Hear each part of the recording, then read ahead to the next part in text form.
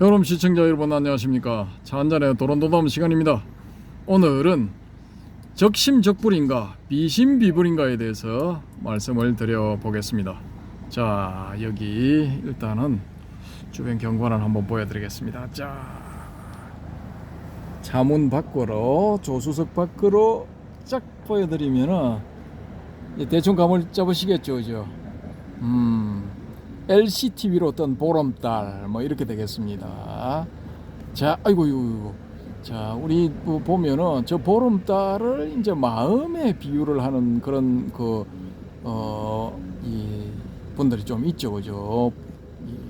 지금도 있는가? 뭐 옛날 선사들은 하여튼 저 보름달, 예, 보름달. 광명을 바라고 있는 저 보름달을 이제 불심으로 많이 비유를 했죠, 그죠?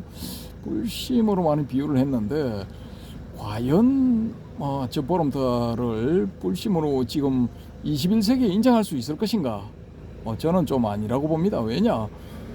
예전에는 저 달을 불성, 불심 뭐 이런 걸로 인정을 했을지 몰라도, 지금은 저 달이 그냥 뭐 황량하다, 공기도 거의 없다, 가서 살지를 못한다, 뭐 사람이 가기도 어렵다, 저건 그냥 뭐 일종의 행성의 위성에 불과하다, 뭐 옛날 사람들처럼 뭐 불심으로 볼 혹은 뭐 불성으로 볼 근거가 전혀 없다, 뭐 요렇게 이제 생각할 수가 있죠. 아이고. 자, 그래서 오늘은 마음에 대해서 좀 이렇게 심도 있는 토론을 한번 해보자라는 겁니다. 그 마조대사가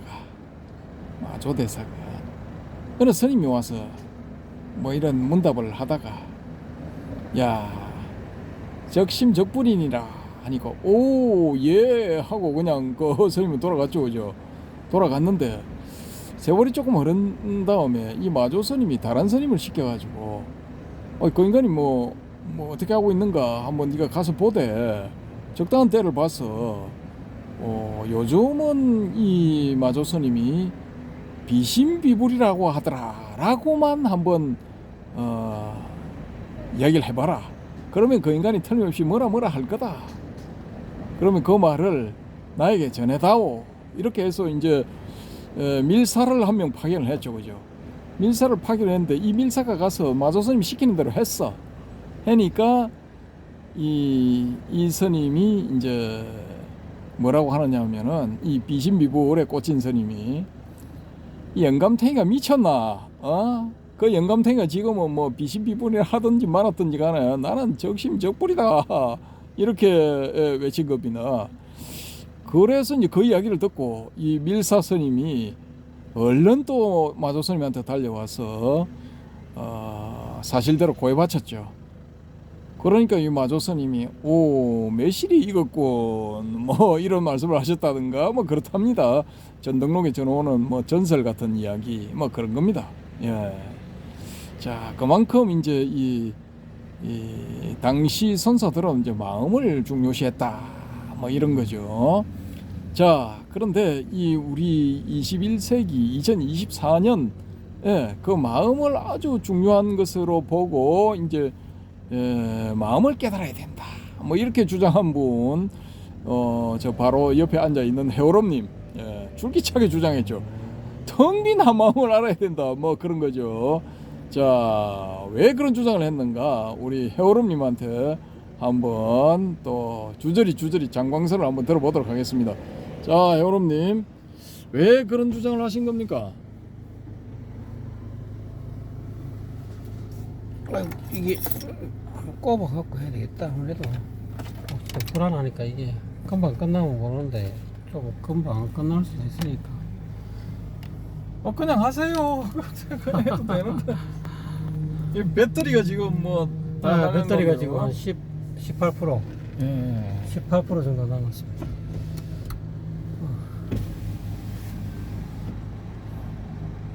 자, 왜 텅 빈 한마음을 그렇게 주장을 하셨나요?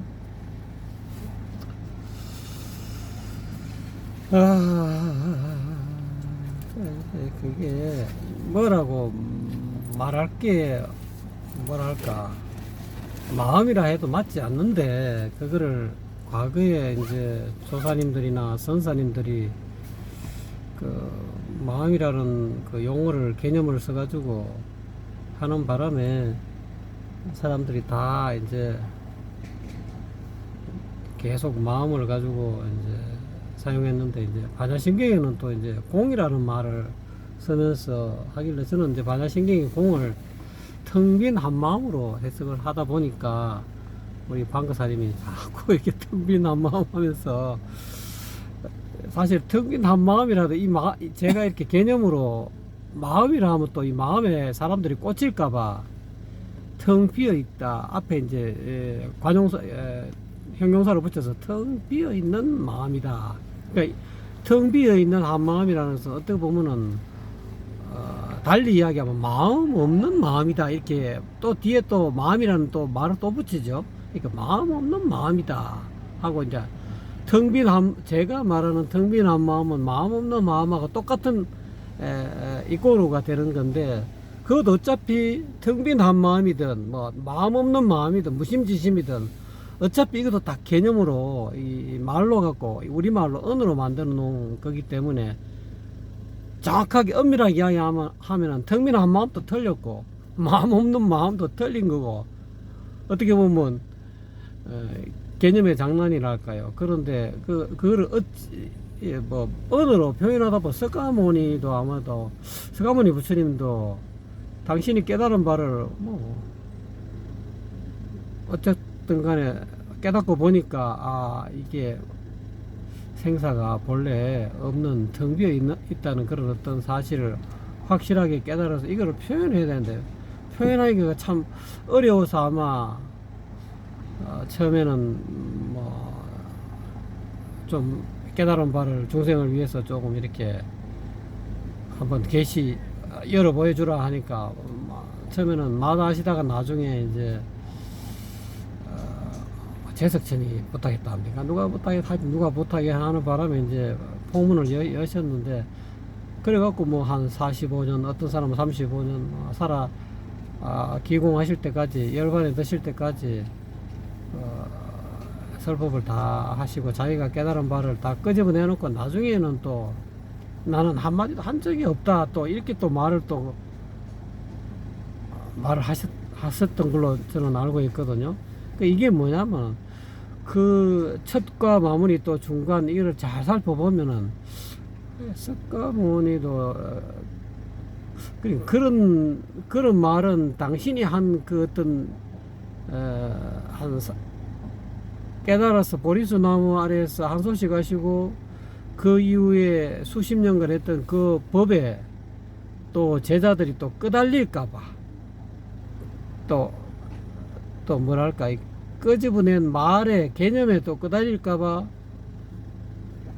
이게 어떻게 보면은 석가모니는 손가락으로 이제 달을 가리켰는데 제자들이 달을 못 볼까봐 또 그렇게 또 하신 것 같아요. 그래서 우리는 보통 이렇게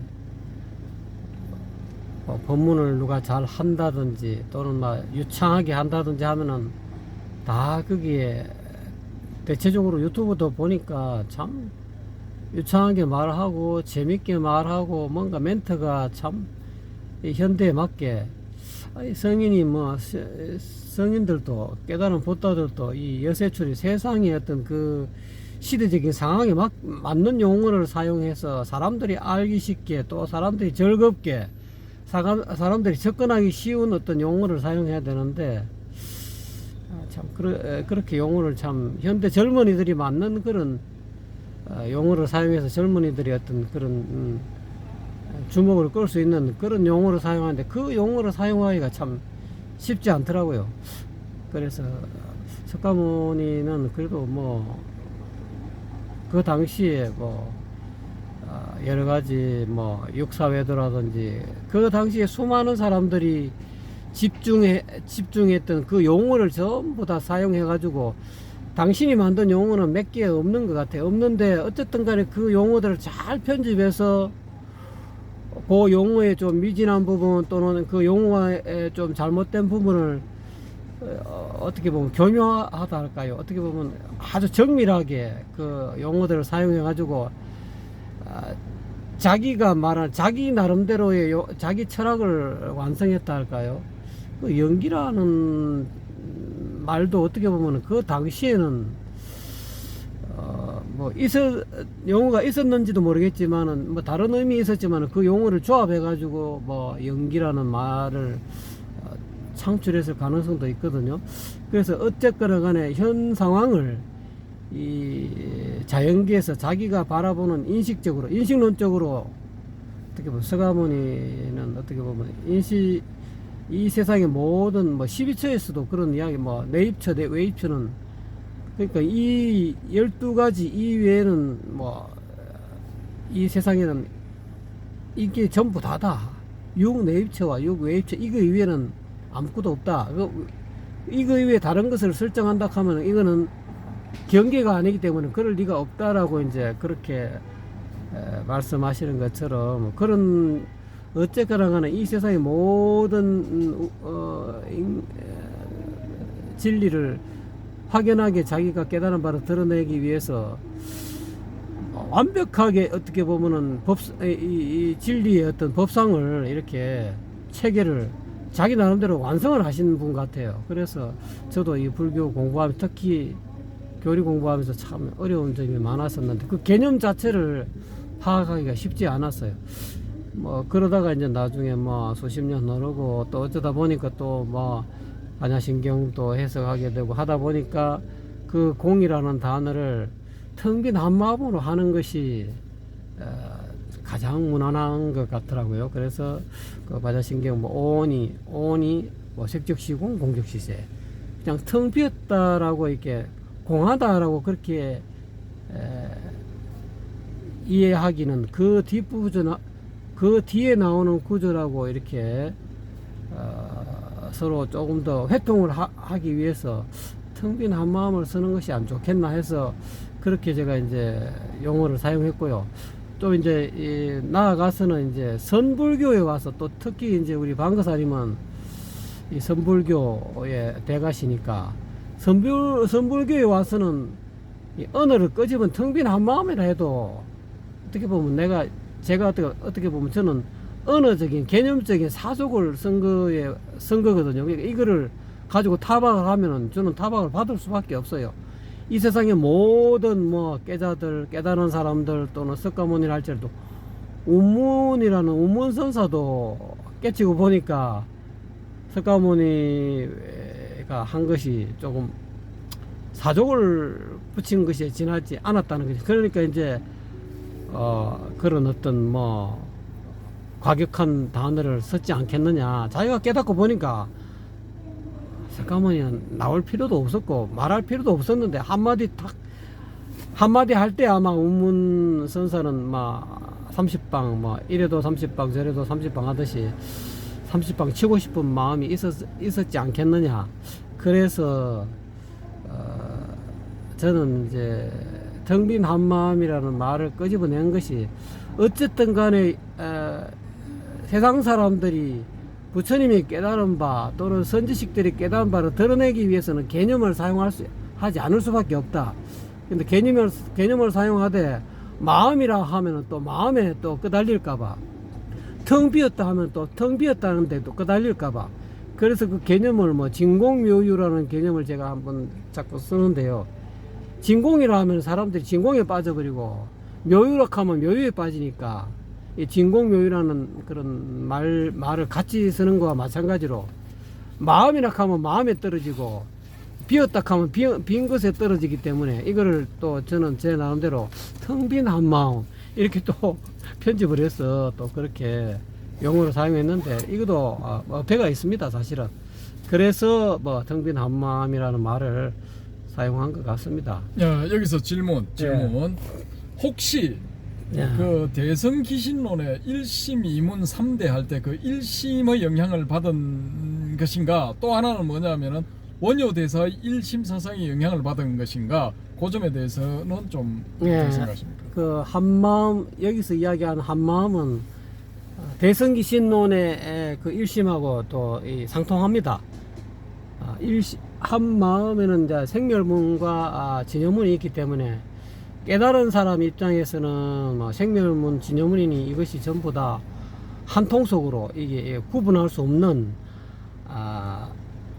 융합된 아주 그냥 뭐랄까 한 마음 속에 진여문과 생멸문이 전부 다 있는데 그거를 굳이 신신명의 첫 구절 이야기하듯이 이렇게 간택을 하게 되면은 한 마음을 뭐 진여문으로 분류할 수도 있고 생멸문으로 분류할 수 있는데 그걸 전부 다 몽뚱그려서 진여문과 생멸문이 나오기 이전의 마음은 이제 한 마음이라 하는 거죠. 그래서 제가 이야기하고 있는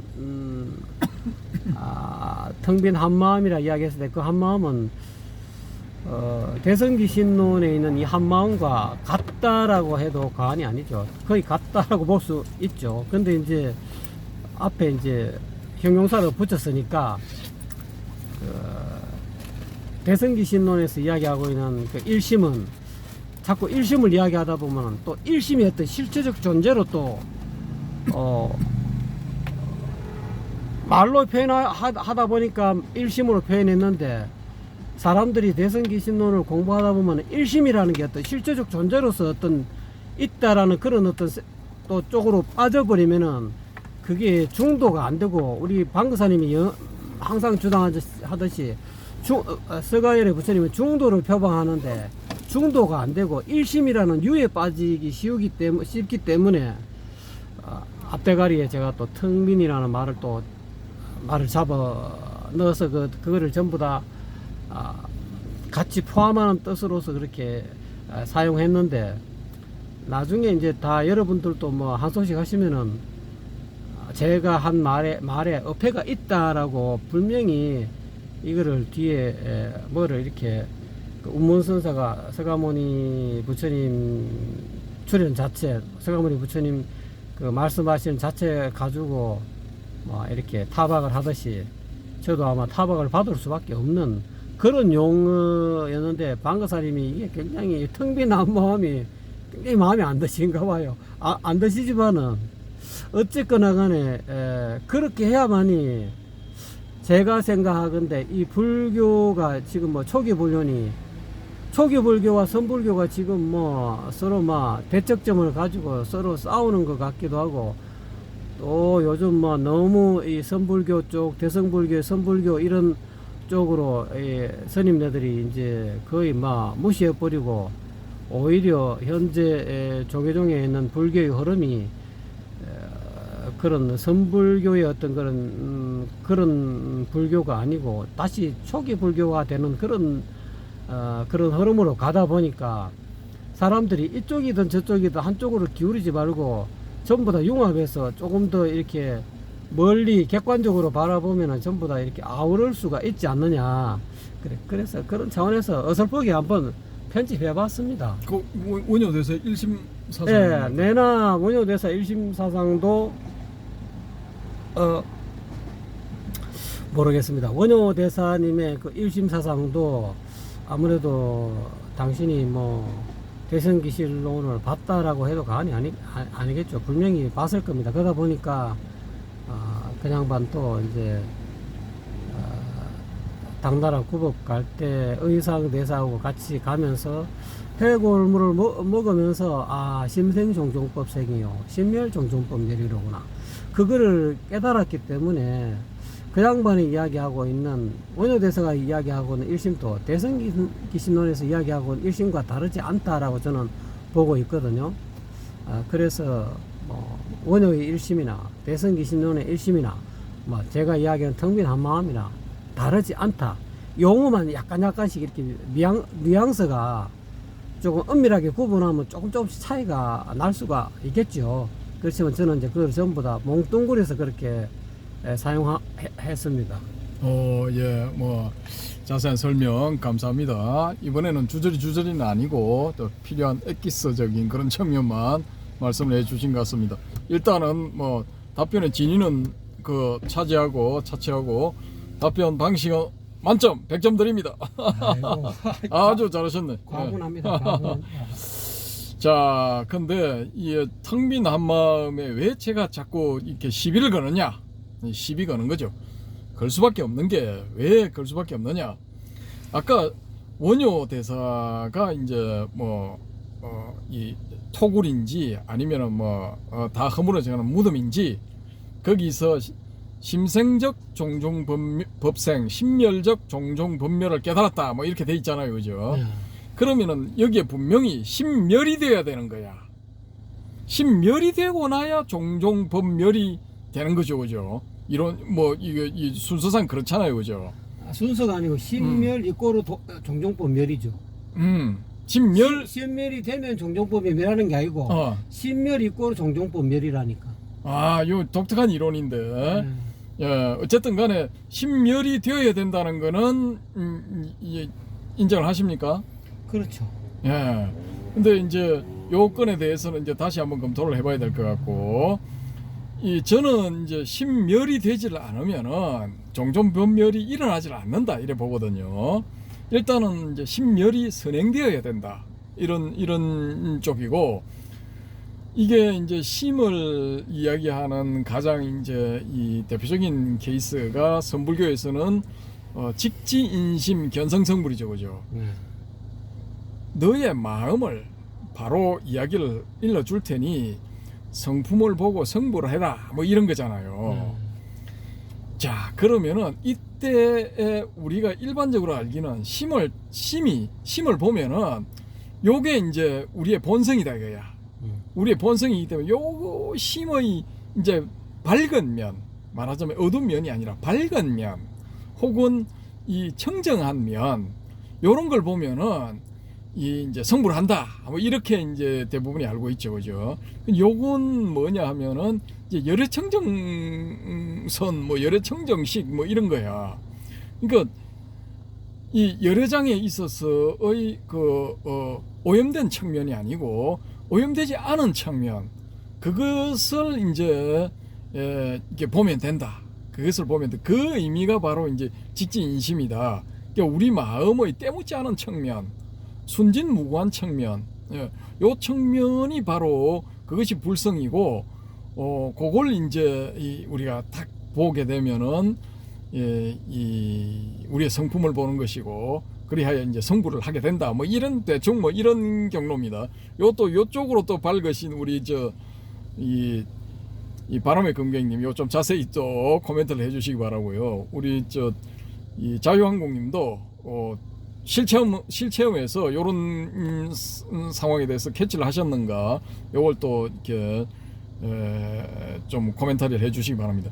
요렇게 이제 점검을 딱 이렇게 해 들어가면 교차 점검이 되기 때문에 실체적 진실에 접근을 할 수 있다라는 거죠. 그래서 제가 이제 계속 강조하는 게 이제 절차 탁마, 대기만성, 이게 돼야 된다라는 거죠. 이 절차 탁마하는 과정이지, 이 도론도담은 이건 누가 누구에게 일방적으로 지식을 전달해 주나 그런 건 아닙니다. 솔직히 제가 말씀드리는 게, 제가 아는 것도 이제 한정되어 있을 수가 있기 때문에 그렇게 해서 이제 서로 정보를 주고받고 하면서 보다 이제 한 스텝 더 나가보자, 이런 취지입니다. Anyway, 마음에 대해서 또 이제 우리가 선불교 측면에서 보면은 제일 먼저 등장하는 케이스가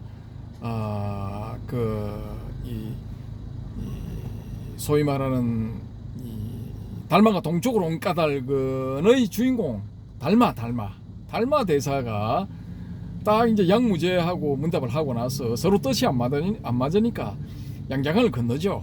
갈대를 타고 건너설 수도 있고 공중에 날라서 건너설 수도 있고 그렇습니다. 어쨌든 간에 북위로 위나라로 가서 양장을 건너 위나라로 가서 소림사 뒤편의 동굴에서 면벽을 하기 시작하죠. 그래서 벽관바라문, 벽을 바라보는 바라문이라고 소문이 쫙 나죠. 나서 그 소문을, 바람길에 들은 그 소문을 듣고 누가 찾아오냐? 해가가 찾아옵니다.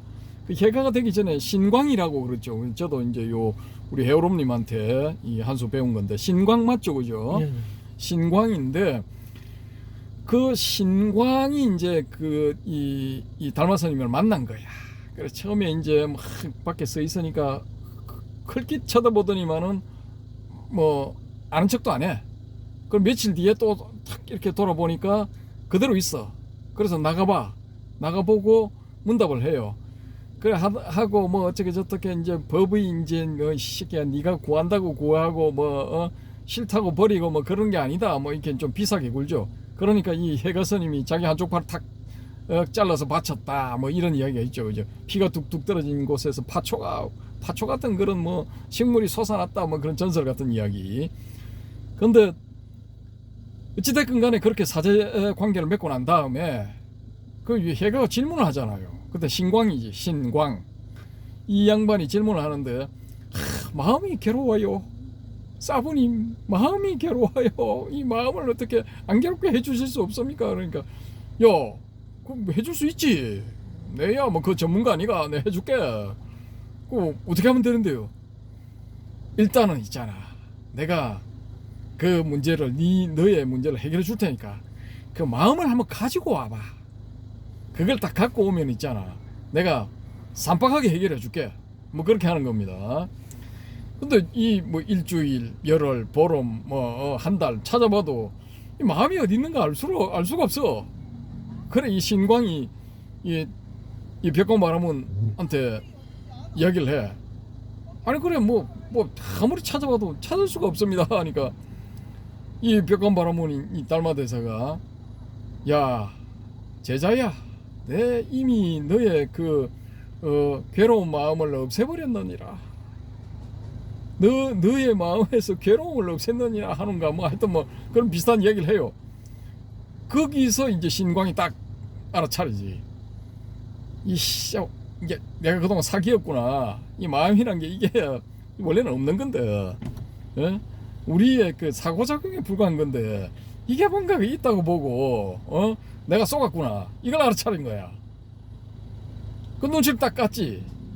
그렇게 해서 이제 이 소위 말하는 이 깨달음의 반열에 들어간 것이지 않을까라고 저는 그렇게 봅니다. 저의 뇌피셜. 그 뒤에 뭐 도육이니 뭐 기타 등등 뭐 이런 제자들이 좀 있죠, 그죠? 뭐 7, 8인 이렇게 알려져 있는데 조금 더 이제 깊이 파고 들어가 보면은 한 뭐 2, 30인인가 뭐 10여인인가 하여튼 뭐 숫자가 더 늘어납니다. 늘어났는데 처음에 이제 인가식을 할 때 자 제자들아 니들이 내 밑에서 생고생을 많이 했는데 그래 각자 한마디씩 해보거라. 내가 진단을 해줄게. 그러니까 누구 차례차례 쫙 하니까 너는 나의 가죽을 얻었느니라. 너는 나의 살을 얻었느니라. 너는 나의 골수를 얻었느니라. 뭐 이런 거 쭉 나오죠, 그죠? 그 마지막에 최고로 인정받은 게 이제 이 신광, 뭐 해가죠, 해가. 여기서 이제 자기 사부한테 다시 받은 법명, 달마한테 받은 법명, 해가. 자, 이렇게 되는 겁니다. 이 해가는 어떻게 대답을 했겠습니까? 우리 해오롬님. 네? 이 신광은 그 자기 사부의 질문에 뭐 니들이 깨달은 바를 한마디 일러봐라 했을 때 어떻게 대답했겠습니까? 글쎄, 그건 모릅니다. 모르죠, 그죠? 모르는 게 당연한 거야. 나 이럴 줄 알았어. 이 대답 나올 줄 알았어. 해가가 답하기를 아무 말도 안 하고 서 있은 거야. 그러니까 그래. 네가 바로 나의 골수를 얻었구나. 네가 최고야, 해가야. 뭐 이래 된 거야. 이게 속고 속이는 거야. 속고 속이는 거. 이 선문답도 어떻게 보면 속고 속이는 거야, 이게. 여기에 정신을 바짝 차리고 속지를 말아야 돼. 자, 그럼 요런 경우를 우리가 봤다 이거죠. 그 마음을 찾으려고 해도 아무리 찾아봐도 찾을 수가 없습니다. 이게 정답이야. 그럼 뭐 마음은 원래 실체가 없는 거야. 말하자면 없는 거야. 이 마음이란 게 없는 거야. 그냥 우리가 그걸 가르쳐서 한글로는 마음이라 하고 중국어로는 마음 심자 써서 발음이 신이거든요. 신이라고 발음하는 거야. 그 다음에 뭐 영어로는 마인드가 되는 거죠, 그죠? 일본어로는 코코로 뭐 이렇게 되잖아요. 그렇게 해서 이제 소위 말하는 명색이 생긴 거야. 명색. 이름을 딱 붙이니까 이게 정신적으로 사고의 세계에서 색이 생긴 거예요. 그 이름에 따라서 일종의 개념화 작업이죠. 이게 뭐냐? 현상. 소위 말하는 서양 그 철학 그 역사에 있어서 독일 관념론 계열의 현상학이라고 할 때의 그 현상이 만들어지는 겁니다. 그러니까 마음이라는 것도 이게 현상의 일종이야. 우리 사고의 일종에 불과한 거다라는 거죠. 근데 이걸 있다라고 보면은, 마음이라는 게 있다라고 보면은 여기서부터 꼬이기 시작하는 거야. 저는 일단 그렇게 봅니다. 저는 이렇게 보고 있는데 우리 회원님이 자꾸 텅빈 한밤 하니까 저 인간이 저러다가 큰 실수 한번 할 건데 이 노파심이 생기는 거야. 그 달마 혈맹론에 내가 아직 올렸지 싶은데 그거 보니까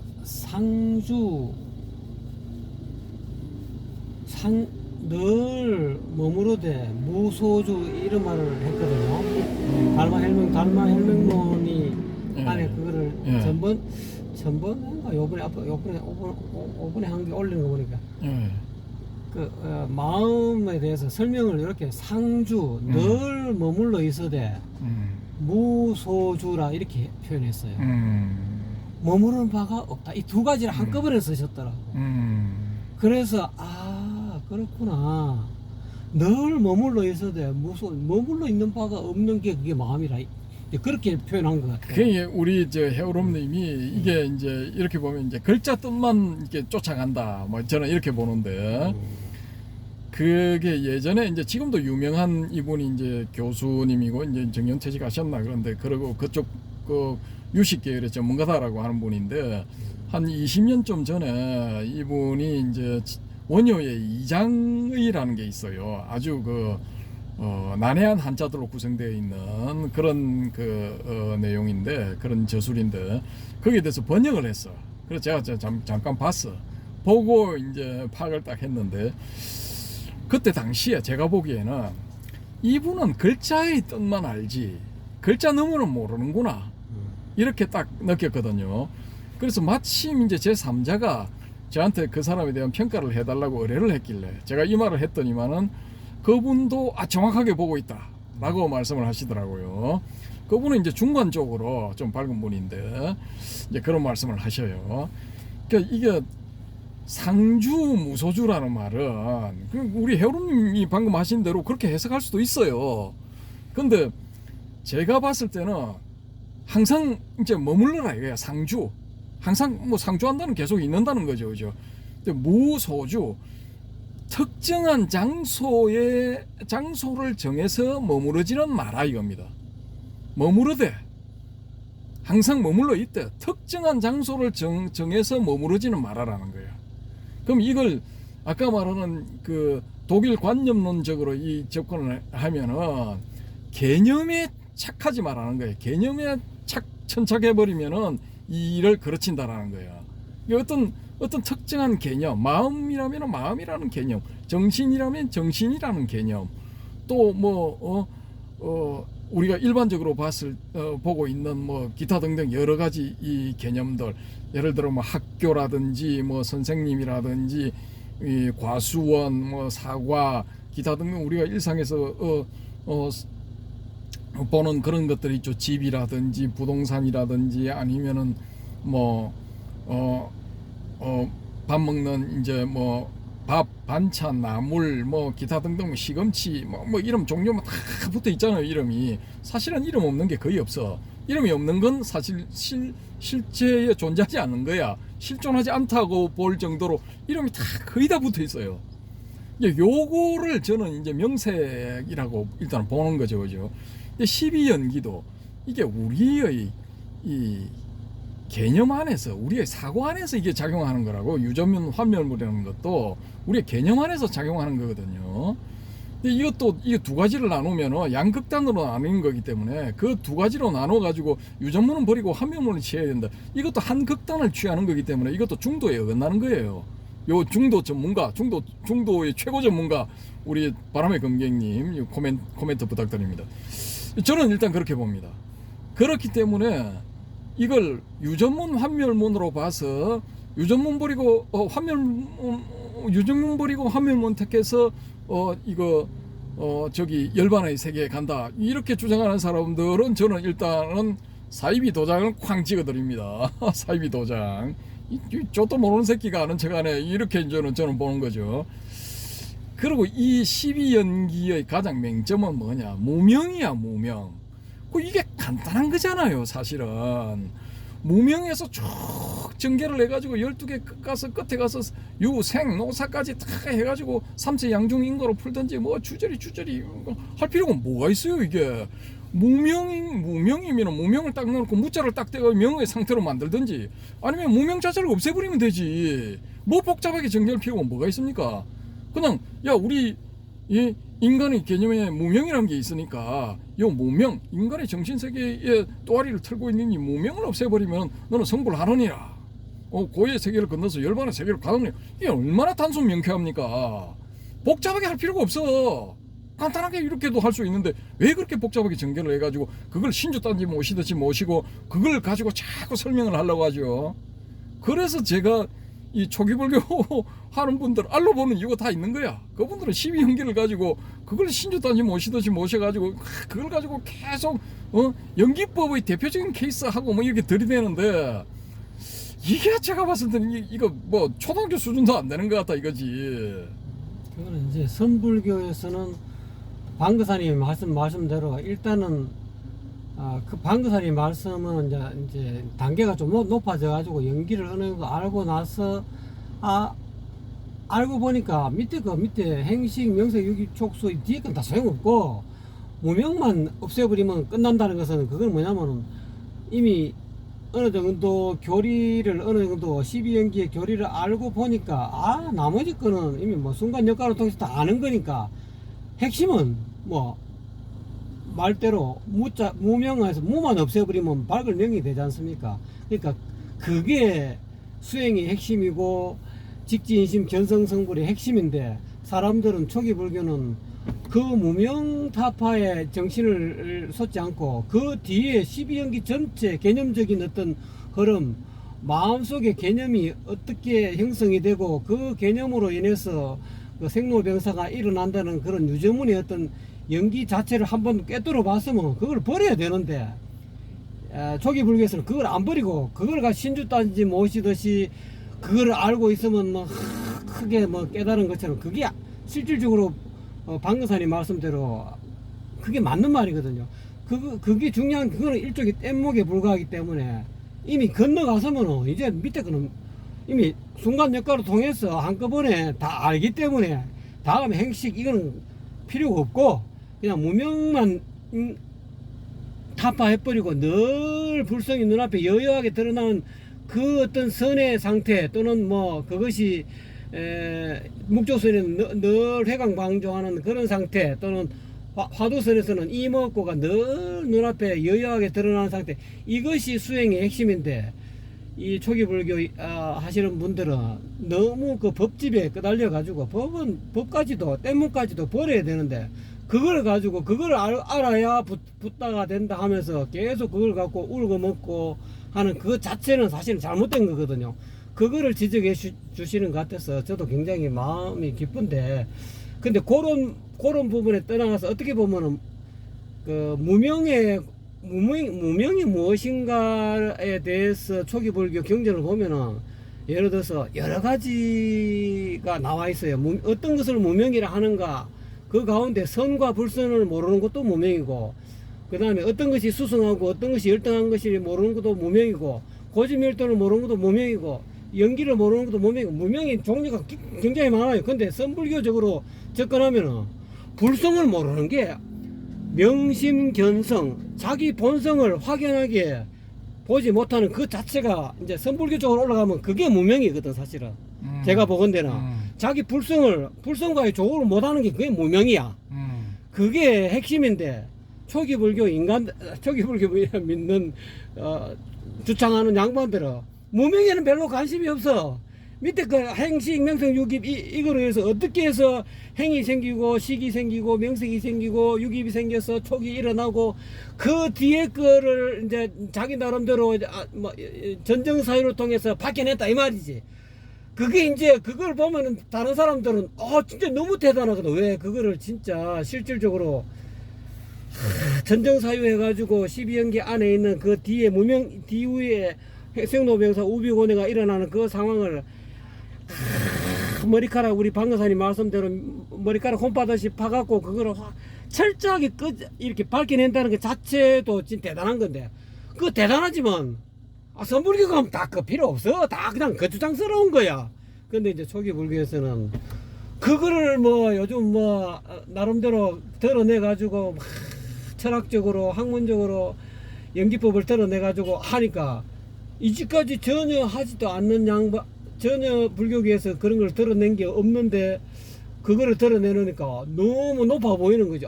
저거를 가지고 저거를 처음부터 끝까지 완벽하게 그냥 설명할 수 있고 완벽하게 드러낼 수 있는 양반이라야만이 견성을 한 사람이구나 이렇게 착각을 한다는데 근데 실질적으로 제가 봐서는 그게 아니고 그거는 제리 방금사님 말씀대로 불성과의 조언을 하기 위한 12연기일 뿐이었다는 거지.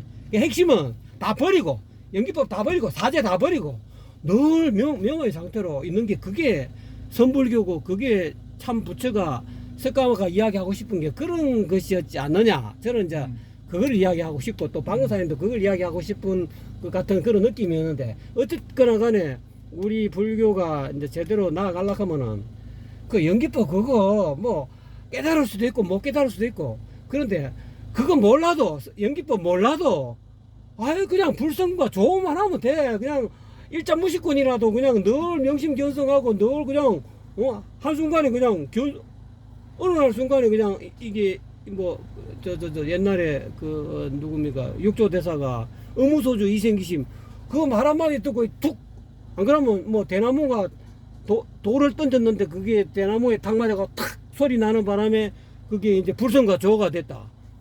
그러면 그거로 끝나는 거예요.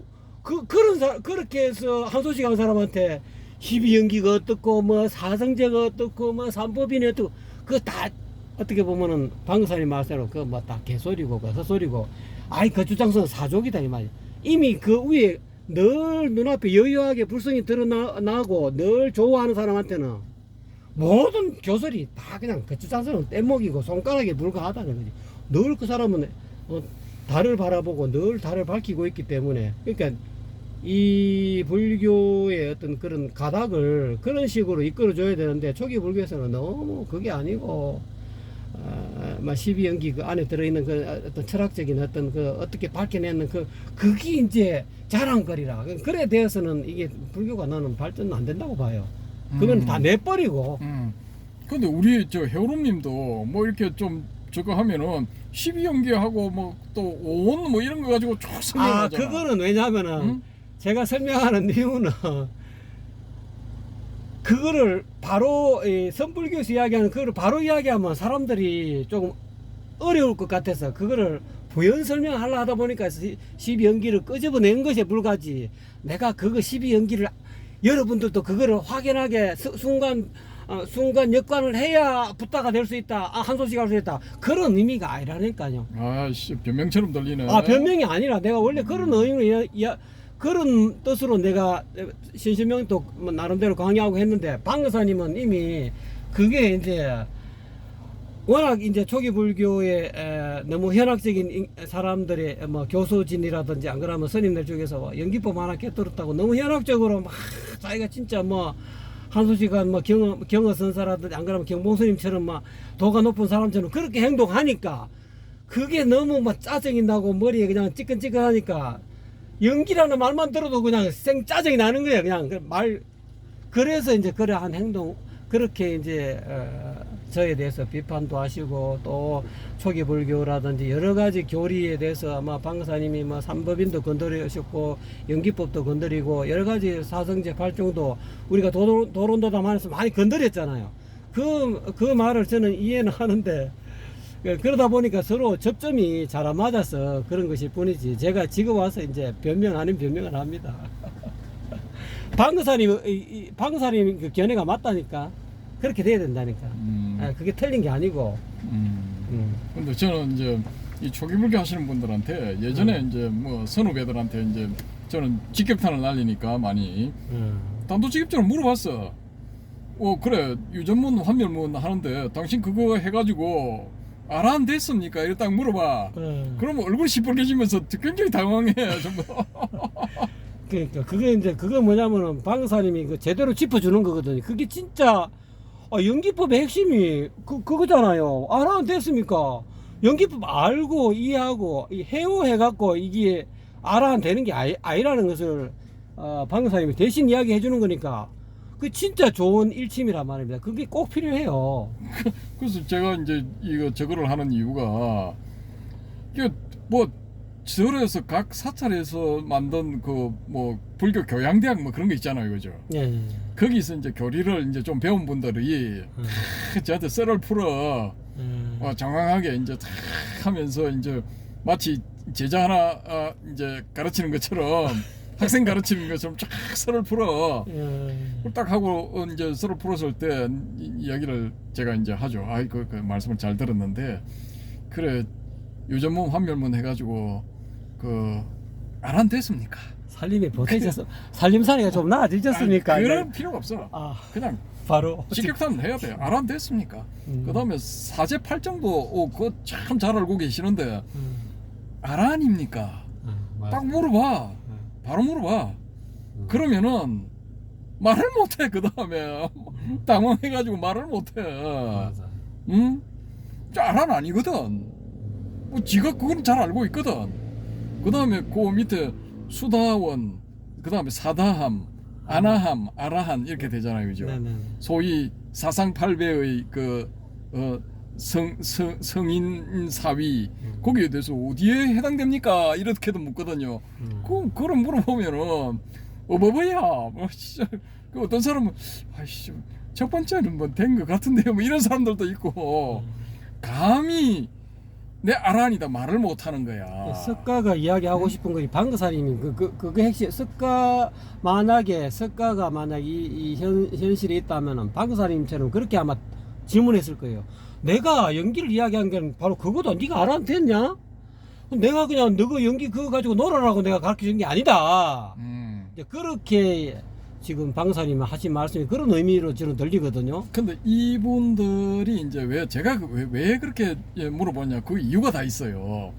그냥 막 고상하게 그래 야 당신도 옳고 내도 옳다 산에 올라가는 정상에 올라가는 길이 한두 가지가 여러 가지 아니가 정상에서 다 만나는 거지 이렇게 주장을 하시면은 제가 이런 말씀을 안 드려.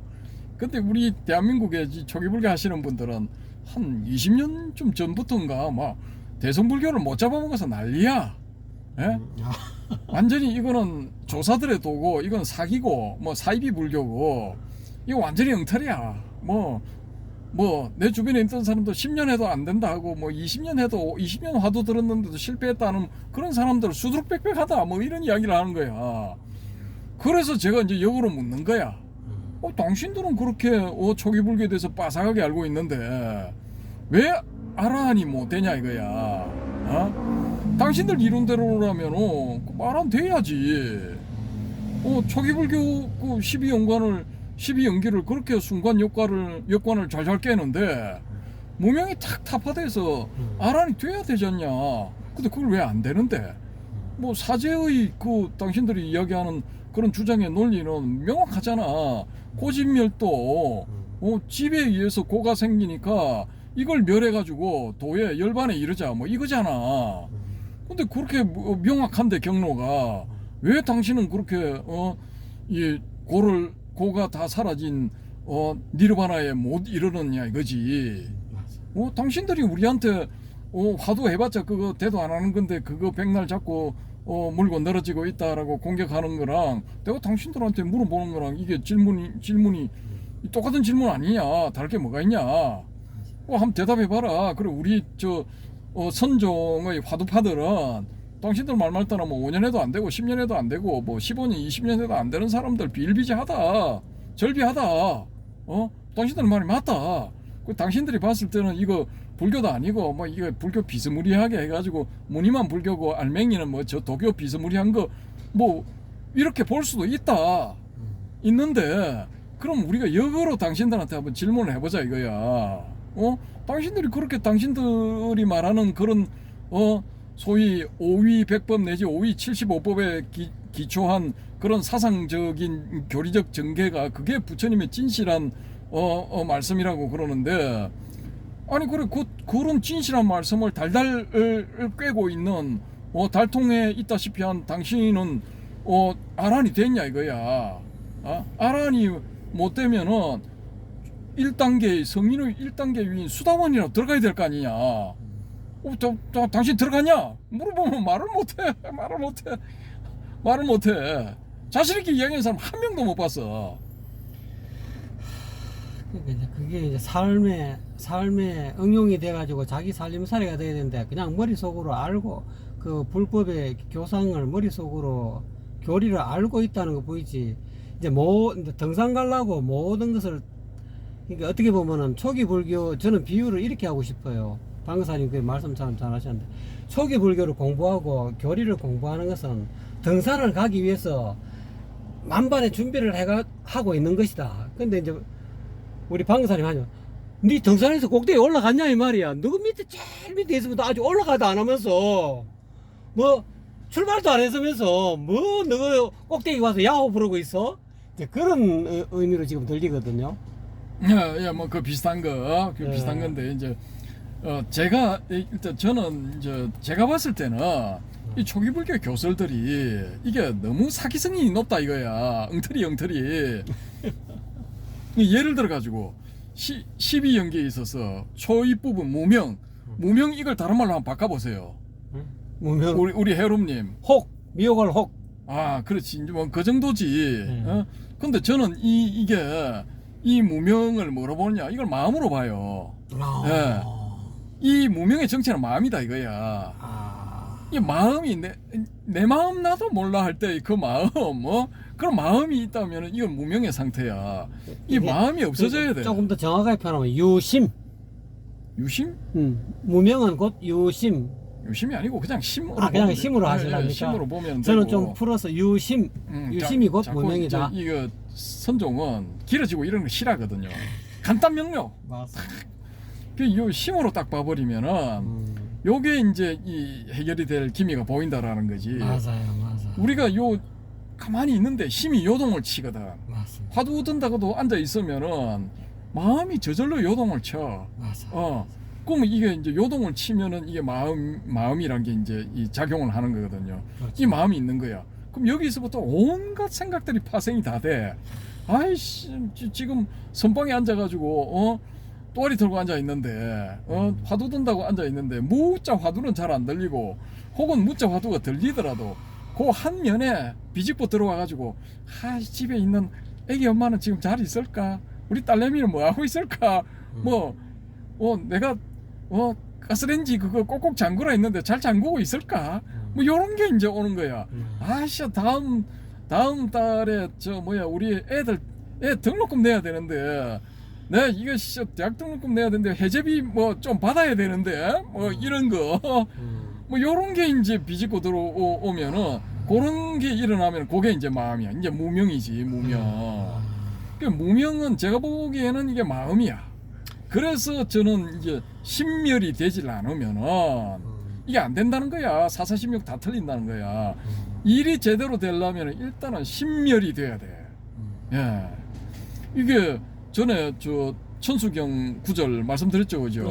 예. 죄망신멸 양구공, 시정명이 지참해.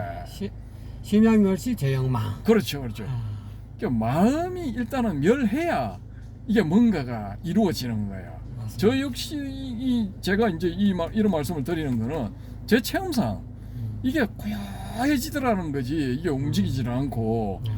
우리가 자기 마음이 움직인다는 거는 대충 주의를 좀 기울이면 알거든요. 요 초기불교 하시는 분들 사티 하잖아. 이 사티파타나 숫다에 해가지고 이거 사념첨 이거 하잖아요, 그죠? 그게 익숙한 분들은 자기 이 마음의 흐름을 이 초단위로 볼 수가 있대. 이게 실제로 보인대. 대단한 분들이지. 그러니까 그것처럼 이게 작용을 하는 거야. 예. 이런 이런 작용, 우리 정신에 있어서 어떤 작용, 우리가 마음이라고 부르는 그런 작용, 요게 있으면 안 돼. 근데 그때 제가 이제 어떤 그 소위 말하는 불성과의 조우, 뭐 근원과의 접촉, 이 현상이 일어나기 전에는 일주일 전부터 이게 고요해지더라고. 희한하게 나도 모르게. 뭐 내가 원한 것도 아니에요. 원한 것도 아닌데 이게 고요해지더라고. 그러니까 그렇다고 해서 지금 야 그럼 넌 지금 뭐 마음이 없는 상태냐 이런 질문을 하시겠지. 마음이 없기는 왜 없어요. 자꾸 일어나지. 그러니까 그래서 이게 사람들이 이 표현을 할 때 제가 초기분리 전문가들한테 물어봤어. 야 그럼 내가 생각할 때는 네가 이 분야에 있어서 최고 전문가라고 보는데 마음이란 게 어떻게 일어난다고 보냐 하니까 잘 모르겠다면서 경전에는 호련이 일어난다고 돼 있대. 그러면은 우리 잘 마음을 잘 들여다보면은 이 호련이 일어났다가 호련이 사라져. 예. 딱 이 마음의 특성이 맞는 단어야. 이게 호련이 나타난다. 이 맞는 단어라고. 그러니까 수행을 한다는 것은 우리가 이거 뭐야 불교 수행을 한다 뭐 특히 화두를 든다 이렇게 하는 거는 일단은 이 마음을 저는 멸하는 과정이라고 보거든요. 그러니까 화두가 잘 들리면은 마음이 이렇게 비집고 들어올 틈이 없어. 마음이 일어나질 않아. 그러니까 요렇게 해가지고 일정 정도 딱 가게 되면은 소위 말하는 은산철벽을 투구하는 그런 상황, 즉 견성성불의 상황, 혹은 성불은 못하더라도 견성의 상황은 되질 않느냐라고 저는 그렇게 보는 거죠. 자, 이상 뭐 이것도 저의 뇌피셜이니까 또 우리 바람의 경배님과 자유항공님 혹은 DDL님 이런 분들 코멘터리 좀 부탁드리고요. 일단 제가 이제 또 이 초기 불교 하는 분들한테 좀 불만을 가지고 있는 거는 뭐냐면은 이 MBSR이라는 게 있어요. MBSR 존 카바찐이라는 이제 뭐 의과대에서 이제 생물학 분야, 뭐 의과에서 일단은 뭐 학부 과정을 마치고 석사 과정부터는 이제 생물학 이쪽으로 좀 이제 파고들었던 그런 분이 이 동양의 사상, 특히 이제 인도에 가서 인도나 버마 뭐 이런 등지에서 초기 불교 윗바사나를 배우고 또 뭐 이분 주장은 이제 숭산스님한테 뭐 우리 화두선을 배웠다 뭐 이런 주장도 해요. 어쨌든 간에 이분이 창안해낸 게 MBSR이라는 게 있는데 제가 쓴 만화로 보는 불교 명상 길라잡이 거기에 이제 소개가 좀 되어 있는데 이 마인드풀리스라는 게 핵심이야. 그러니까 마인드풀리스 베이스드 스트레스 리덕션, 이게 MBSR이거든요. 그러니까 마인드풀리스에 기반한 스트레스 감소법 뭐 이런 내용입니다. 그게. 근데 이 MBSR이 이제 미국의 정신의학계 쪽으로 자리를 잡았어요. 이 유력한 치료법으로서 자리를 잡은 거야.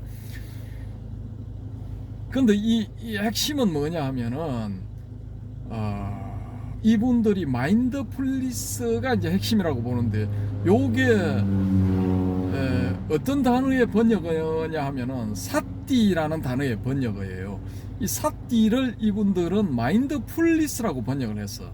근데 제가 한 15년인가 뭐 17, 8년인가 그때 좀 그 전점에 그걸 이제 이 정보를 얻고 검토를 딱 해보니까 이건 마인드풀리스가 되어서는 안 돼. 이 사람들이 오역을 한 거예요. 사띠는 마인드 리스니스로 번역이 돼야 되는데 이 마인드풀리스로 번역이 된 거다라는 거지. 그래서 저한테 이 검토를 해달라고 의뢰한 사람한테 이런 견해를 전달을 하니까 일단은 이제 제 견해가 맞는데 미국에도 이제 소수의 전문가들 사이에서는 사띠는 마인드 리스니스가 돼야 되는데 왜 마인드풀리스라고 번역을 했나 이렇게 이의를 제기하는 사람들이 있답니다. 근데 그 사람들은 이제 실제로 이제 이런 수행가들이죠. 사띠의 수행가들 혹은 화두 참선의 수행가들 이런 수행가들이고 이제 이론적으로 접근하는 사람들, 학문적으로 접근하는 사람들 이런 사람들은 마인드풀리스가 오히려 와닿는다라는 거죠. 그 사람들은 마인드리스니스가 뭔지를 이해를 못한다는 거야. 왜? 체험이 없기 때문에. 실체험이 없기 때문에 그걸 이해를 못한대요. 근데 이제 저는 사띠를 번역을 할 때 이 영어로 번역한다면은 마인드 리스니스가 되어야 된다라고 이렇게 주장을 하고 또 요걸 이제 MBSR을 지금 한 10여 년 전부터 한국에 도입을 해가지고 막 이렇게 지금 이제 서서히 자리를 잡아 나가기 시작하죠, 그죠? 근데 그분들이 마인드풀리스를 번역을 할 때 뭐라고 번역하느냐 하면 마음 챙김이라고 번역을 해요. 그러니까 마음 챙김 명상 뭐 이렇게 주장을 하거든요. 근데 제가 봤을 때 이건 정반대로 가는 거야. 마음을 챙기면 안 돼. 챙겨야 될 마음이 없어야 정상이야. 마인드 리스니스 상태가 되어야 되고 마음 없음 상태가 되어야 된다 이거야. 그러니까 신멸이 된 상태가 되어야만이 이 정신적인 그런 요소들에 대한 병소, 병인, 뭐 병증 이런 게 제거가 된다라는 거지. 저는 그렇게 보는 거예요. 제가 이제 가르치면은 저는 이런 식으로 가르칠 거야. 근데 지금 가르치고 배우고 하는 거 보면은 영상들 보면 마인드풀리스에는 다 마음 챙김이라는 용어를 써. 그럼 뭔가 마음을 챙겨야 돼. 챙겨야 될 대상이 있는 거야. 번역이 잘못된. 존 카바치는 이제 서양인들을 위해서 서양인들한테 마음이 없다 하면은 그 사람들은 돌았나 해버리지. 당연. 아유 크레이지. 당신 미쳐서 이렇게 나올 게 틀림없으니까. 알든 이 존 카바친이 알아차렸든 몰랐든 즉 실체험이 있든 없든 간에 그 사람들은 사티를 마인드 풀리스라고 할 수밖에 없어. 그쪽 사람들의 전통을 봤을 때는 그러니까 거기까지는 내가 이해가 돼요. 이해가 되는데 이쪽은 뭐 옛날부터 이 동양 문화의 어떤 세례를 받았고 또 선불교에 있어서는 특히 화두선에 있어서는 우리가 핵심 집단이다 이렇게 주장하는 나라잖아요. 대한민국 불교계가. 그런데 어쨌든 인도에서 미국 갔다가 미국에서 세탁돼 가지고 한국으로 들어온 용어라면은 여기에 대해서 정확하게 이렇게 이야기를 해줘야 될 건데 이걸 처음에 번역하는 사람들이 이 마음 챙김으로 번역하는 바람에 조져버린 거야. 그러니까 제 견해에서 봤을 때는 쫓도 모르는 새끼들이 엉터리 번역을 한 거라고. 근데 이걸 고칠 생각을 못해. 왜? 고치려고 하면은 그동안에 자기들이 과오를 저질렀다는 건 인정을 해야 돼. 예. 그거 못하는 거야. 그러니까 저는 그쪽 계열하고 뭐 이렇게 정을 받아가지고 뭐 가르치고 배운다 막 이렇게 선전을 예 알아서 하세요. 뭐 각자 자기 발을 흔드는 거죠. 당신 팔 당신이 흔들고 내 팔 내가 흔들고 뭐 나하고는 상관없는 일이니까 뭐 그렇게 하시든지 마시든지 뭐 마음대로 하세요. 뭐 그런 거죠. 그러니까 또 그런 일반 이 사람들은 뭐냐 하면은 어디 그 명상협회에서 발급된 정이 있다고 정 흔들면 그런 데로 가. 그 사람의 심리 그것도 이해를 해요. 그게 이제 극장의 우상이지 말하자면은 옛날에 서양에서 오페라 극장에 가면은 배우들 중에 이제 나오는데 하인도 있을 거고 하인들 복장은 좀 남루하잖아요, 그죠? 근데 백작이니 법관이니 왕이니 이런 사람들 보면 비까반짝하게 잘 입고 나오잖아요. 그러니까 그런 의상에 따라서 사람들이 이 상대방을 판단을 한다는 거야. 그러면은 그 하인 역할을 하던 사람이 이 왕의 복장이나 귀족의 복장을 하게 되면은 또 사람들은 또 거기에 따라 쏠려 따라가는 거야. 또 왕이나 뭐 귀족 하던 사람이 하인의 복장을 입으면은 저 새끼 저거 비천한 놈 이렇게 손가락질 한다 이거지. 옷에 따라서 귀천이 갈린다라는 거야. 그게 인간의 속성이기 때문에 소위 말하는 중생의 속성이기 때문에 저는 거기에 대해서 니들 왜 그러냐 할 생각 전혀 없어. 그렇게 지적을 하게 되면은 이제 서로 피곤해지는 거야. 뭐 날아오는 거는 바로 이제 비난 혹은 비난의 화살이나 심하면 이제 돌이 날아오는 거야. 근데 저는 뭐 그런 사람들에 대해 가지고 아이고 예 훌륭하십니다 열심히 하세요 뭐 이렇게 하지. 콩은 콩이요, 팥은 팥이요, 뭐 그건 검은 거고 이건 흰 거고 뭐 가르쳐 줄 이야기할 필요성을 전혀 못 느낀다라는 거지. 단지 이제 요 우리 자한자리 도론도담 코너에서 점에 대해서 이제 지적을 할 뿐이다라는 겁니다. 왜냐? 여기 오시는 분들은 이미 일정 수준에 다 가 있어. 크고 작든 크든 작든 실체험들이 다 있어. 그러니까 여기 오시는 거지. 아니면 미친놈 아니야 하고 딴 데 가버리지. 이게 왜 오시냐 이거지. 뭐 안 오신다 이거야. 그러니까 제가 이제 뭐 이렇게 서로 주거니 받거니 할 정도 수준이 있는 분들이니까 이제 말씀을 드리는 거죠. 그럼에도 불구하고 이건 어디까지나 저의 뇌피셜이기 때문에. 그건 뇌피셜이 아닙니다. 예. 정확한 해석이고 그렇게 되어야 됩니다. 또 다른 견해가 있는 분들은 야 너 틀렸다. 나는 전혀 다르게 본다. 마음 챙김에 맞다고 본다. 야 예전에 마조대사의 제자 그 적심적불에 뭐 깨달은 뭐 그 사람도 있잖아. 그럼 마조대사도 뭐 매실이 익었다라고 인정했잖아. 그거 나는 그래도 곧 죽어도 막 적심적불이다. 난 비심비굴 안 한다. 그렇게 하니까 그 인정을 했는데 뭐 다양한 양 측면이 있는데 뭐 음과 양의 측면이 있고 마인드풀리스 측면도 있고 마인드리스니스 측면도 있는 거지. 한쪽만 주장하는 거는 아니지 않느냐. 네가 하는 주장에도 이런 약점이 있다. 이거 환영합니다. 근데 제가 주장하는 거는 뭐냐면 마인드풀리스를 하는 건 이건 아닌데 잘못된 방향으로 가는데 그 가는 분들은 그게 맞다고 계속하고 있는 거야. 그렇게 하면은 뭔가 아버지의 나라, 뭐 하나님의 나라, 천국, 극락 뭐 이런 좋은 세상 혹은 좋은 상태가 되어서 뭐 편안하게 괴로움 없이 심적인 고통 없이 그렇게 살 것처럼 그렇게 이제 알고 있는 것 같아. 제가 봤을 때는. 그러니까 그쪽으로 쏠려가는 거지. 근데 안 말려. 예, 말릴 생각 전혀 없어. 요즘 사람들은 자존감이 너무 높아. 왜? 교육들을 다 받았기 때문에 대부분은. 소위 말하는 고등학교 이상의 교육, 웬만하면 지금 대학 교육 다 받았잖아요. 그런 사람들이기 때문에 자존감, 자아감이 너무 강한 거야. 그게 너무 강하다 보면은 확정 편향, 예? 그 다음에 인지 부조화 이런 게 자연적으로 일어나게 돼 있어. 일어나게 되고, 그 다음에 이거 뭐죠? 일종의 이제 이기주의적 성향을 가지는 자기 중심주의 이쪽으로 흘러가는 거예요. 자기가 옳다고 판단하는 거는 그게 맞는 거야. 누가 와가지고 거기다가 자기만 가는 게 아니고 여러 사람이 같이 몰려가니까 다 맞는 거라고 판단을 하는 거지. 확신하는 거야. 확정 편향이 작용하는 거지.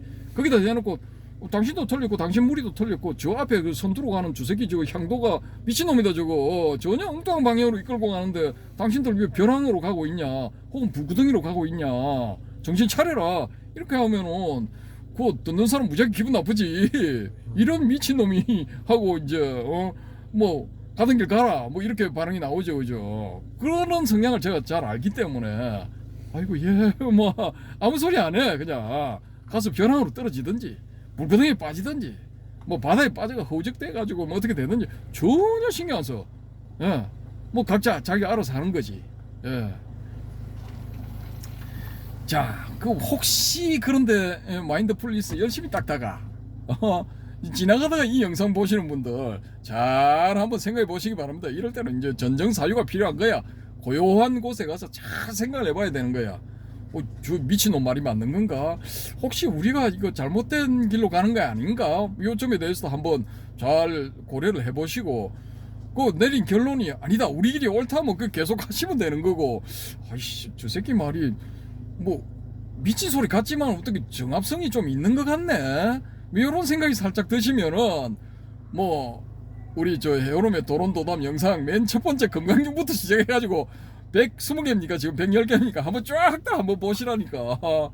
그러면은 뭐 좀 이렇게 이 안목이 팍 트이지 않을까? 어디까지나 저의 뇌피셜, 저의 주장 뭐 그런 겁니다. 그래서 이게 이 결론은 그래 이제 뭐 시간도 많이 되고요 했으니까 결론을 한번 내려봐라 라고 이렇게 이제 요청을 하실 때가 되어서 말씀을 드리자면은 적심적불이든 비심비불이든 저는 이제 적심적불이고, 우리 해오름님은 텅 빈 한마음, 뭐 텅 비었던 가득 찼던 간에, 가득 찬 한마음이건 텅 빈 한마음이건 간에 마음이란 그걸 이렇게 상정을 한다는 거는 그건 이제 적심적불이라고 저는 보거든요. 그 적심적불, 우리 이 옳다고 보는 분들은 적심적불을 가면 되는 거고, 아니다 비심비불인 것 같다라고 판단되는 분들은 비심비불 가면 되는 겁니다. 그러니까 이게 저는 이제 다친 결말 이런 거는 이제 벌써 버렸어요. 예전에 버렸습니다. 버리고 이제 어디까지나 열린 결말로 가자라는 거죠. 왜? 선택은 각자의 몫이기 때문에. 그러니까 이런 말씀을 드리면은 제가 생각나는 게 뭐냐 하면은 붓다도 이런 말씀을 하셨다. 석가모니 불도 이게 생각나는 거거든요. 생각나는데 뭐 같습니까, 우리 해오름님은? 아유, 아주 멍합니다. 아, 헷갈리죠, 그죠? 아, 붓다가 무슨 말씀을 하셨냐면은 나는 맨 앞장서 가는 아라한일 뿐이고 목마른 사람을 물가에 데려갈 수는 있지만은 그 물을 마시고 안 마시고는 각자의 선택이다. 내가 억지로 그 사람에게 그 물을 마시게 할 수는 없다. 각자 알아서 해라. 단지 나는 물가에만 데려다 줄 뿐이다. 이런 말씀을 하시거든요. 그러니까 이게 제가 초기불교 하시는 분들 보면은 초기불교 경전이 무지하게 많아, 내용이. 근데 그 중에서 자기가 딱 필요한 것만 탁 뽑아가지고 뭐 한 제가 보기엔 한 100분의 1 정도밖에 안 돼. 많아봤자 100분의 1이야. 그럼 전체 니까야에서 100분의 1 정도 혹은 1000분의 1 정도 자기가 원하는 그 부분만 딱 뽑아가지고 그것만 줄기차게 외치는 거야. 그러니까 이런 분들은 다양성을 인정을 안 해. 아니 집신집을 하다가도 성불할 수 있는 거지. 그리고 요즘 보니까 이 한강시의 그 노벨 문학상 수상에 대해서 불이 다시 붙고 있어. 그 비판의 불길이 다시 타오르고 있어. 한 분은 이 한강시의 작은아버지야. 이 작은아버지가 또 이렇게 장문의 편지를 써서 비판을 했어. 또 한 분은 소설가야.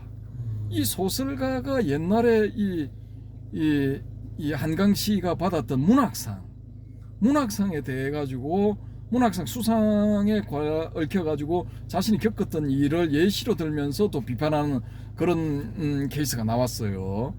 이 불길이 다시 오르는 거야. 그러니까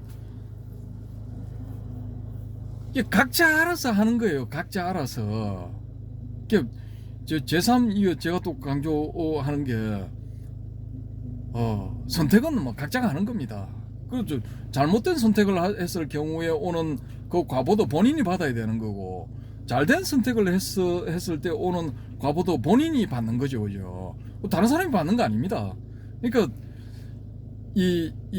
제가 뭐 이런저런 정보는 이제 전해드린다라는 거죠. 저 실체험에 바탕을 한 정보를 전해드리는 거니까 이 정보에서 이제 듣는 분들이 자기의 실체험 내지 자기의 교학 체계에 비추어 봤을 때, 야, 비신비불 그거 말도 안 되는 소리고 적심적불이 맞다. 아니 무슨 마음이란 게 우리가 엄연히 그 실체적으로 이렇게 내보이지는 못하지만은 우리의 정신 세계 혹은 뭐 내 마음 속에서 내 가슴 속에서 작용하는 것 같은데 그게 없고 그걸 죽인다는 거는 죽으라는 말이가. 그러면 네 말대로 할 것 같으면 아이씨 이게 생이 다 해가지고 삶이 끝난 사람, 그런 사람은 그러면 비신비불 상태를 이루어가지고 성불한 거냐? 뭐 이렇게 또 질문할 수가 있는 거죠. 그러면 그런 질문을 혹시 누군가가 한다면 우리 해오놈님 뭐라고 답하시겠습니까? 죽어도 뭐 중음신도 있고 그러는데 그 뭐 죽어 육신이 쓰러져 죽었다고 해서 그 마음이 그 적심적불하는 양반들이 마음이 없겠습니까? 그러니까 사람 돌아가셔갖고 영가한테 뭐 무상계도 읊어주고 뭐 이제 자기 몸을 떠나서 이제 자기 몸은 죽어서 누워 있는데 우리가 보통 이제 사후 체험해가지고 유튜브 보통 보면은 자기가 위에 붕 떠갖고 자기 육신을 보갖고 깜짝깜짝 놀란 적이 있다 해가지고 다시 또 뭐 죽어서 뭐 살아온 체험 그런 이야기들을 보면은 사람이 죽었다고 해서 마음이 없어지는 것이 아니고 잠시 잠깐 이렇게 뭐랄까요 유체 이탈이라 할까요 그런 상황에 금방 죽었을 때는 유체 이탈적인 그런 상황이기 때문에 그때 빨리 경을 모셔주고 나무아미타불을 해주고 뭐 무상계도 하고 뭐 금강경도 하고 그러므로 인해서 육신을 가지고 있을 때 깨닫지 못한 것을 이 육신이 유체 이탈이 되면은 육신이 떠나지면은 좀 더 이게 이 지혜로워지고 육신에 막혀가지고 눈기코여에 이런 어떤 그 육적에 막혀가지고 이 지혜롭지 못한 것이 조금 더 그런 법문을 듣고 뭐 예를 들어서 스님의 어떤 그런 뭐 연부를 듣고 바로 그냥 이렇게 한소씩 갈 수도 있으니까 죽었다고 해서 끝나는 게 저는 아니라고 보니까 아까 그 방금 하신 말씀 그거는 좀 이렇게 현상적으로 이렇게 판단해서 아마 방사님이 자체적으로 이미 다른 사람이 질문하는 것을 또 방사님 입으로 이제 질문하시는 것 같아서 제가 이제 간단하게 이렇게 사족을 붙였습니다 주저리. 예. 그 여기서 이제 한 가지 또 질문이 생기는 거는 야 그러면은 이 우리의 마음이라는 게 육신에 의해서 생겨난 게 아니고 우리의 그 육권 육경의 작용에 의해서 생겨난 게 아니고 육신을 버린다 하더라도 마음이란 게 있는 거네 라는 뭐 이런 질문이 또 가능하거든요. 어떻게 답하시겠습니까? 그러니까 이제 어떻게 보면 그 육신이 있을 때도 우리가 이제 눈기 코여 몸 이런 어떤 그 육신의 영향으로 인해 가지고 이 마음이 생기는 걸 마저 연해서 눈과 예를 들어서 색깔을 연해서 안식이 생기기 때문에 우리의 모든 그런 마음은 시계 작용이거든요. 마음이 언어를 매개체로 해서 일어나는 현상이 식이기 때문에 그 식이 발생하기 때문에 그 식은 실질적으로 방금사님 이야기한 대로 그 따지고 보면은 그 식이 없어요. 그 실체가 없어요. 그 심식이라 하기도 하고 식이라고 하는데 그래서 마음이 비신비불이다라고 이제 그렇게 말씀하시는 건데 그래도 우리가 살아 있을 때 어릴 때 태어나가지고 점점점 부모로부터 이렇게 언어를 습득하고 뭐 5년을 살든지 10년을 살든지 뭐 10년 뒤에 어려서 초등학생이 죽었던 대학생이 죽었던 어른이 80이 돼서 죽었던 어쨌든 간에 이 육신을 가지고 있을 때 이미 심식 현상이 어떻게 보면 아래아식에 저장되어 있기 때문에 그 저장된 아래아식이 이 육체를 벗어났다고 해서 금방 사라지는 건 아니라고 저는 느끼거든요. 그렇기 때문에 없다 육신을 떠난 어떤 심식이 없다라고는 할 수 없다는 거죠. 저는 개인적인 생각은 그렇습니다. 제네피셜. 그래서 그 심식을 이제까지 살아있을 때 50평생 동안 50대 죽었다 그러면 50대 동안 살아있을 때 그 심식이 잘못된 심식 마음이 실체적으로 있고 말이지 어떤 그런 어떤 뒤바뀐 생각을 가지고 있는 것을 그런 연부를 통해서 또는 법사의 연부를 통하든지 선사의 어떤 그런 뭐 예를 들어서 뭐 반야신경 뭐 다 읽을 필요 없고 뭐 간단하게 한두 마디 아까지게 이야기한 대로 그 12연기도 뭐 12연기 무명 다 필요 없어 뭐 무상계 무명년 행년식 그거 필요 없어 야 마음 없애 이런 어떤 간단한 말 한마디로 갖고도 이 육신을 벗어난 그 어떤 중음신들은 심식을 가지고 있는 중음신들은 한소씩 할 수 있다는 거지. 그러니까 법사로 초성해서 연부라는 게 참 중요하다는 거지. 저는 이제 개인적으로 그렇게 생각합니다. 심식은 육신을 떠나도 존재한다. 일시적으로라도 존재한다. 금방 없어지지 않는다. 역시 적심적불파다운 그런 답변입니다. 이게 이제 바드마 삼바바의 사자의서 뭐 이런 거죠. 뭐 그런데 보면은 이제 내용이 자세히 나옵니다. 그 아주 유명했죠, 그죠? 80년대부터 맞을 겁니다. 그때 제가 기억이 납니다. 저 동국대학 불교학과 다닐 때 그때부터 이제 사자에서 뭐 이런 게 좀 이제 이쪽 계통으로 좀 조금 공부를 많이 했다 뭐 이런 사람들 사이에 자기들끼리만 아는 비밀처럼 말하면서 뭐 뽐내고 뭐 이렇게 했던 기억이 뭐 살아납니다. 있습니다. 예. 뭐 어쨌든 간에 뭐 그랬거나 말았거나 간에 저는 이걸 없애야 된다. 이거는 허상이다. 허상. 예, 여기에 속기 때문에 우리의 삶이 이번 삶이 끝나고 다음 생이 또 시작되고 뭐 이렇게 되지 않을까.